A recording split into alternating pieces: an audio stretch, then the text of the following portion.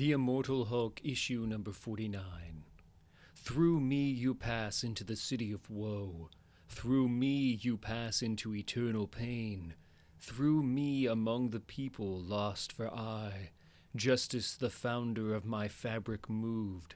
To rear me was the task of power divine, supremest wisdom, and primeval love. Before me things create were none, save things eternal, and eternal I endure. The rocket wasn't a bomb. The countdown wasn't a murder attempt. The scientist hadn't killed his own father. He hid no secrets from the woman he loved. The teenager had no sublimated death wish, and the man who became a monster was the first to suggest helping humankind. In a lot of ways, the story of the Fantastic Four is an oddly American fairy tale. Four pioneers breaking the rules for a journey into the unknown.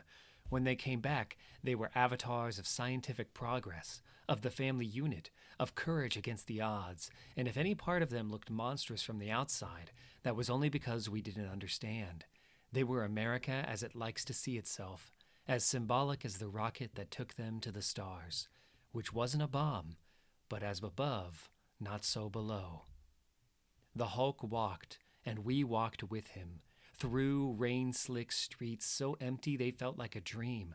I was there to get the story, I told myself, as if the story was something I could find and package and let go, instead of something inside me, part of me, driving me on. The other Hulk, Jen Walters, Bruce Banner's cousin, had been in contact with her old friend Ben Grimm ever since the fight with the Avengers. If we wanted to rescue Bruce from another dimension, Ben had a way to do it. I was angry. What if it was a trap? Didn't she know the risks?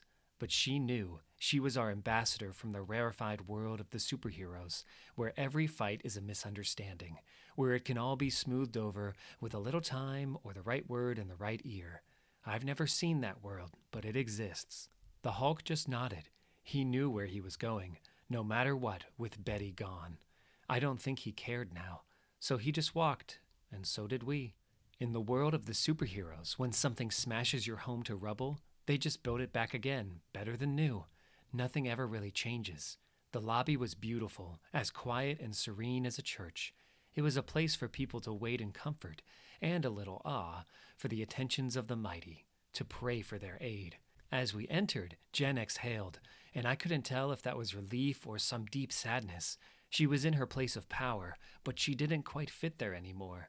The Hulk didn't fit at all. He looked wrong here, something profane, an unholy thing in a holy place.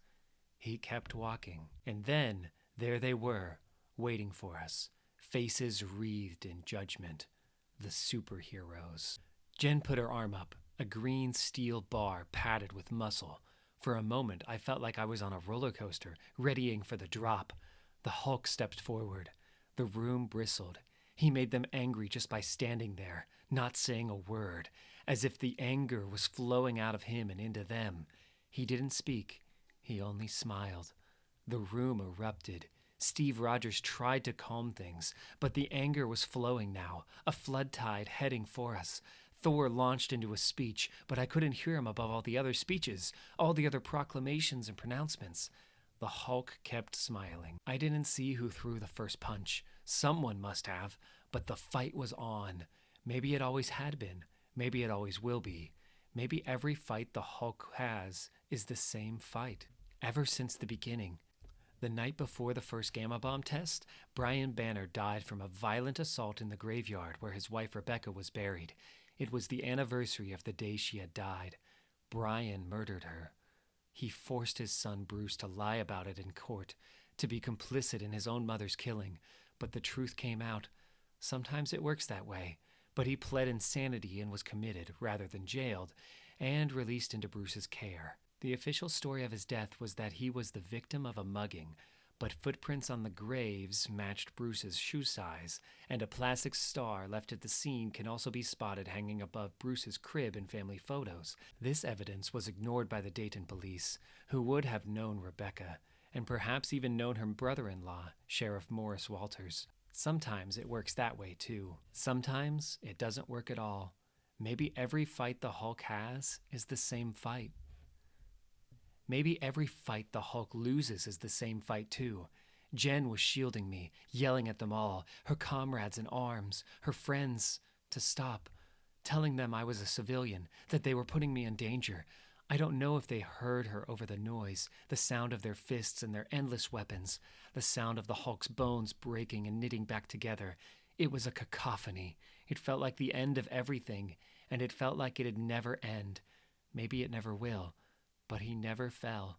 Something in him wouldn't let him give in. I think that would have been true even if they'd knocked him cold. Killed him, sawed him in pieces, put him into jars. He'd still never fall. Because if he did, he'd never get up again. I don't know if I have it in me to forgive him, but I know him now better than I did, and that piece of him I recognize. Did they see themselves in him as well? Was that why they couldn't help attacking? Banner saw the Hulk in mirrors, but the Hulk is a mirror too, a reflection that reflects back at you. And these weren't Gamma people. Did the Hulk seem like a contagion to them? Was he unclean? We'll never know. The noise stopped. Thor's hammer kept falling, but it only hit silence. An invisible space around the Hulk took shape and widened. The shouting and yelling fell to grumbling, then to nothing. Maybe the force field was blocking whatever effect the Hulk was having, or maybe it was just doing what they all wanted, keeping the horror away from those untouched by it. The doors opened behind us.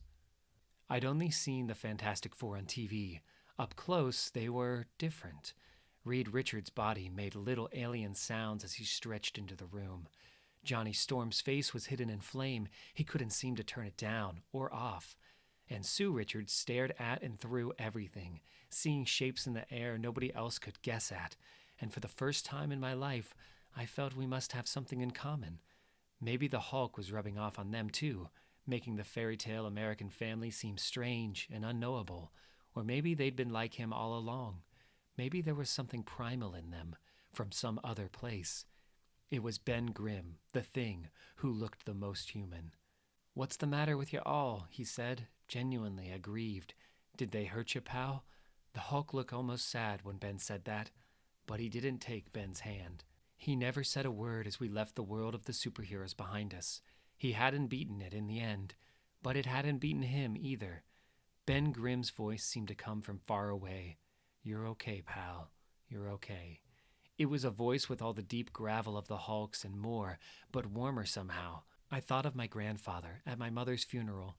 He'd spoken of the last day when God would call the souls of the dead, call them and judge them. "You're okay, pal. You're okay." We walked deeper into the building, passing through corridors of flashing lights and sound, security systems and strange experiments, wonders and portents, until finally we came to the gate. The Forever Gate.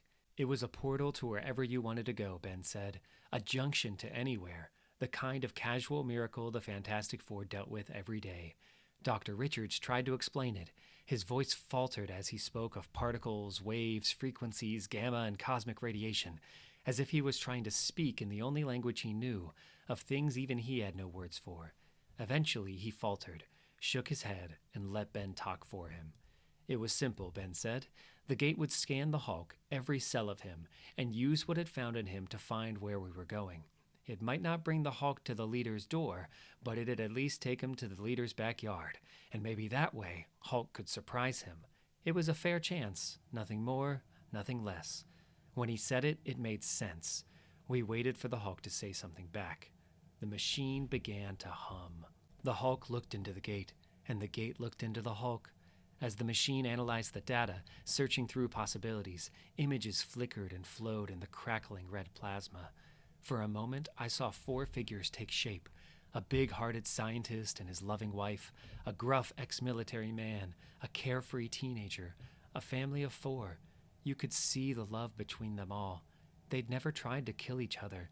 They were what they could have been, if the order of events had been just a little different, if the coin had landed the other way up. Someone had to fly the rocket.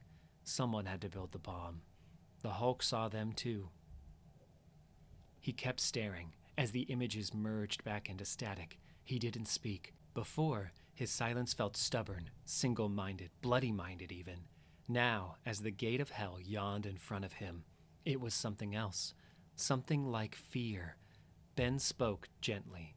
The four would back the Hulk up when they could, he said. But this gate, right here and now, was just for him. He'd open it when he went through, and he'd close it behind him. Dr. Richards looked quietly apologetic. He'd done his best. Red plasma boiled in front of us. Bruce Banner was waiting on the other side of it. So was the leader. So was the story. The story that was part of me, that had brought me from Arizona to the edge of space, that had broken my life and become it, the answer to all the questions I couldn't walk away from. So I reached out, and then I stepped through with him. It was breaking the rules, and I can't lie, that moment, the split-second decision to make that journey into the unknown, it was exhilarating. A rush of adrenaline as I took my life in my hands for what I couldn't live without. It felt like riding a rocket. But it wasn't a rocket, and as above, not so below.